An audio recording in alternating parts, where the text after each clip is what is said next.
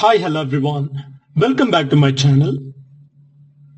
Today let's analyze Francis Bacon's essay of Marriage and the Single Life.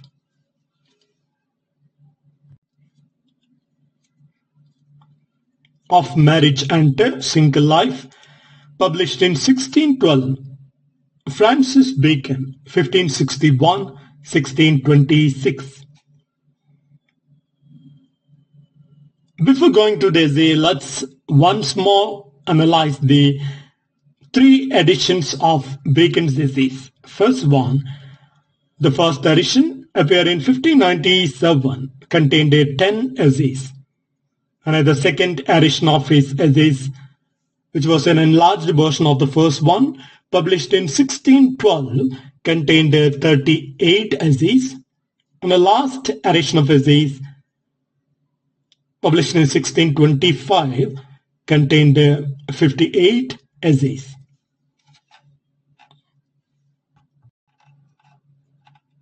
The essay of Marriage and a Single Life was first published in 1612.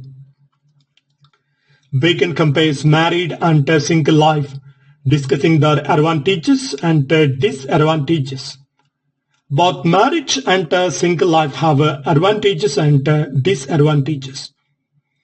A person's choice depends on the values, ambitions, and priorities. Marriage provides stability and companionship, while single life allows freedom and ambition. Bacon suggests that each choice affects personal freedom, responsibility, and ambition. Now let's go to the summary of the essay.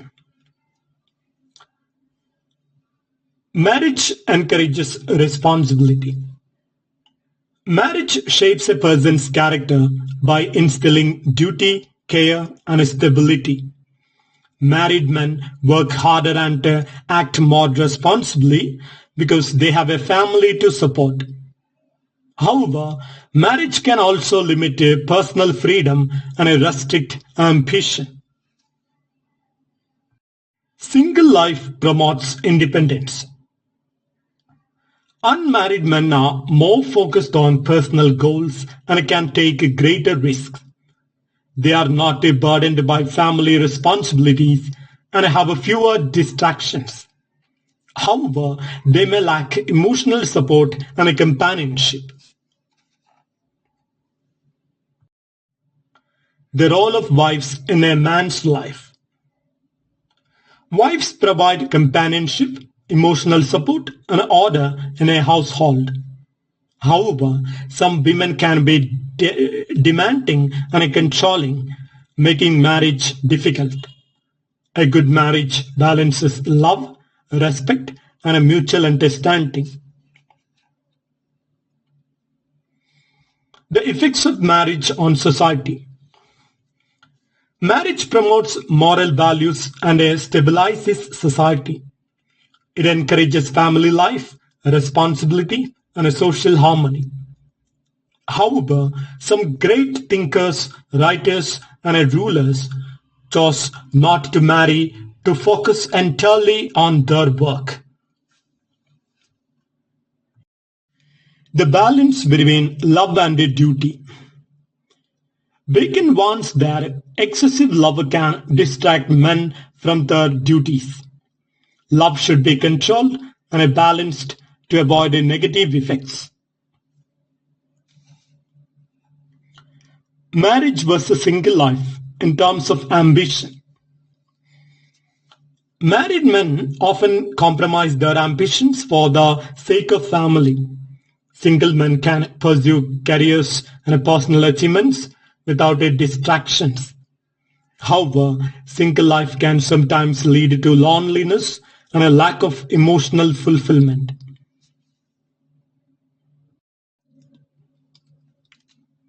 Images and symbols used in Of Marriage and a Single Life.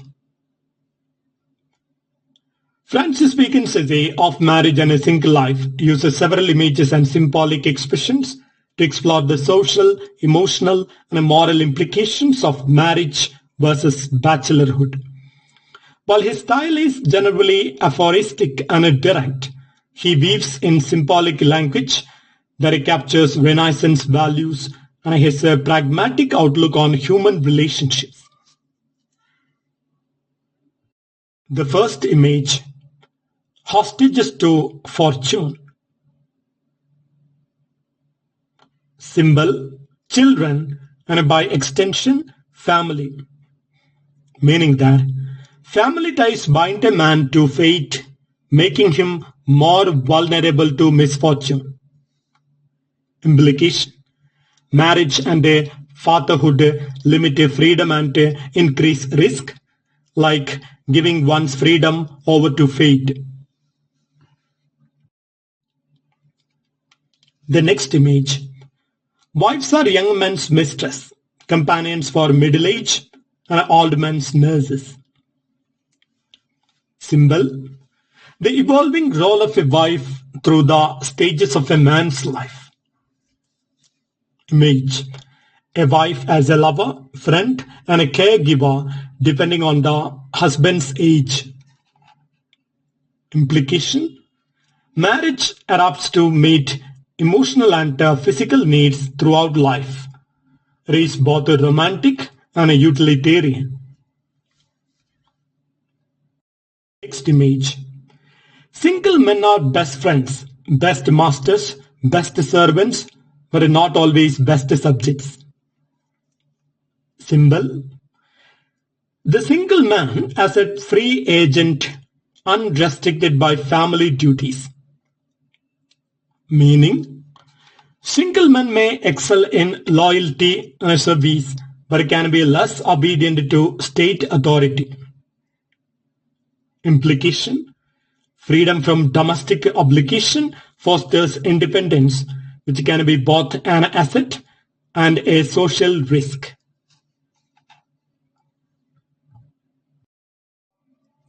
The next image, charity will hardly water the ground where it must first fill a pool. Symbol, a pool representing personal obligations like family and a ground symbolizing society.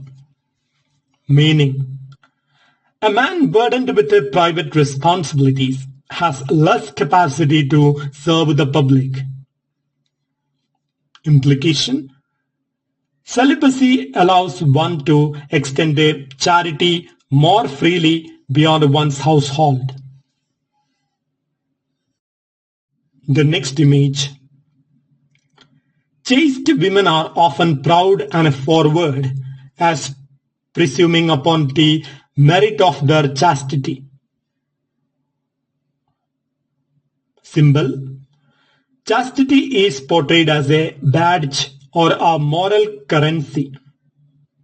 Meaning, virtue, if turned into pride, becomes socially difficult or counterproductive.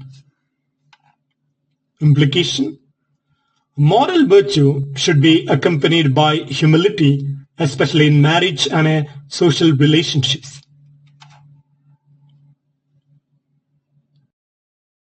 The next image, the best works have proceeded from unmarried or childless men.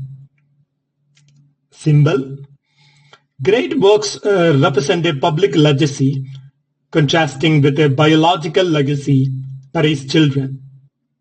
Meaning, without family distractions, men can channel their energy into society's benefit. Implication, creative or public greatness often comes at the cost of domestic involvement.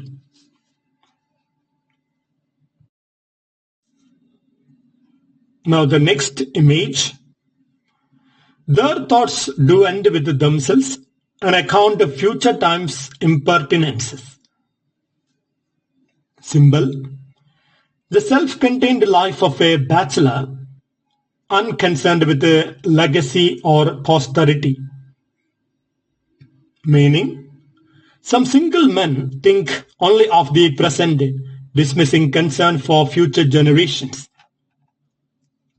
Implication: a lack of familial responsibility can breed a short-sightedness or selfishness. Now it's time for us to go to the main quotations from the essay of Marriage and a Single Life. The first one: he that hath wife and children hath given hostages to fortune. Bacon here suggests that marriage and parenthood make a person more vulnerable to life's uncertainties. When a man has a family, his freedom and ability to take risks diminish, as he must now consider the well-being of others. This metaphor of hostage implies emotional and financial constraints. Bacon implies that single men may serve the public better due to fewer personal obligations. Now the next quote: unmarried men are best friends, best masters, best servants, but not always best subjects. Bacon argues that single men excel in relationships of loyalty and service as they are more flexible and focused. However, the detachment from family life may make them less committed to social order or governance. The lack of familial ties can lead to individualism, which may not always align with civic responsibility. Bacon balances the virtues and drawbacks of being single.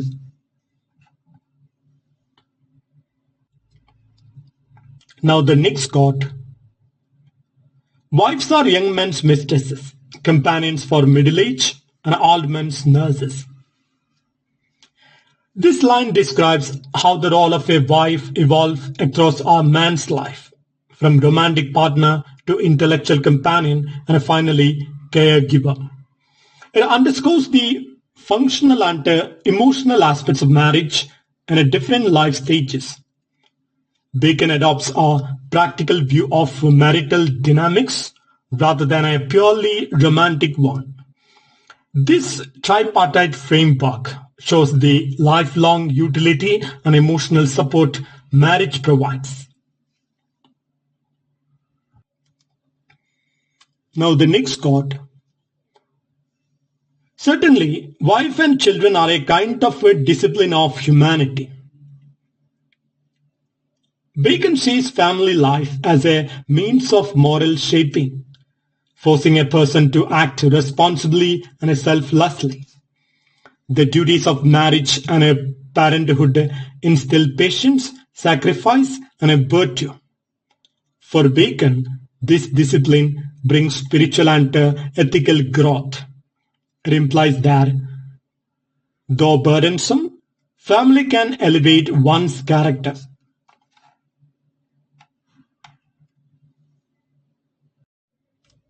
Now the next quote: grave natures led by custom and therefore constant are commonly loving husbands. Men who are serious-minded and consistent by temperament often make devoted and stable husbands. Bacon attributes successful marriage not to passion, but to habitual integrity and emotional steadiness. This aligns with his broader belief in moderation and rational conduct. The observation favors character over charisma in long-term relationships. Now moving on to the next quotation. A single life doth well with a churchman, for charity will hardly water the ground, where it must first fill a pool. Bacon argues that clergymen or those in spiritual service are better off single because their devotion must be undivided. If a person is focused on family, their ability to serve the wider community is limited. The metaphor implies that personal responsibilities drain energy, that it could otherwise benefit others. Thus, singlehood is more compatible with altruistic or ascetic vocations.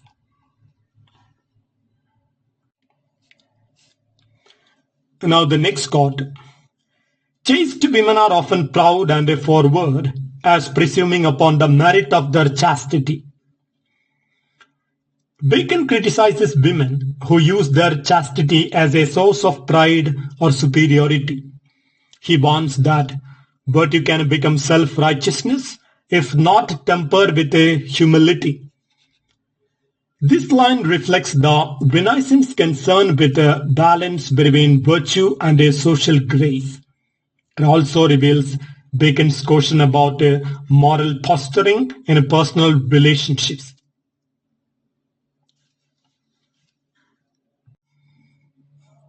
Moving on to the next quote. Single men, though they may be many times more charitable because their means are less exhaust, yet they are seldom tender. Bacon here observes that single men might be more generous financially but less emotionally compassionate. The absence of family bonds can make them less sensitive or nurturing. His view critiques emotional detachment, suggesting that familial life teaches empathy. Charity of the heart, Bacon argues, is harder to cultivate outside domestic life.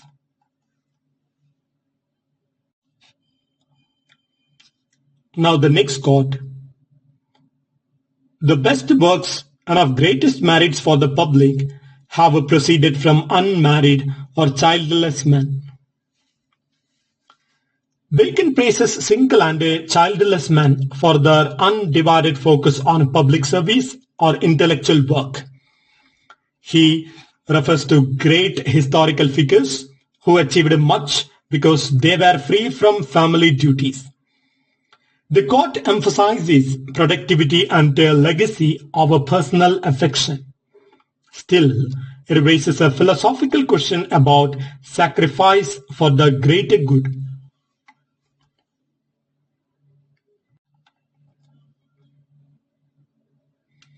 Now moving on to the next quote. Some there are who, though they lead a single life, yet the thoughts do end with themselves and account of future times' impertinences. Bacon critiques single men who lack a sense of legacy or posterity, living only for the present. Without children or heirs, some may become self-centered and indifferent to the future. He warns that this mindset limits civic and philosophical depth. For Francis Bacon, the ideal life must balance personal freedom with a concern for the continuity of values and knowledge.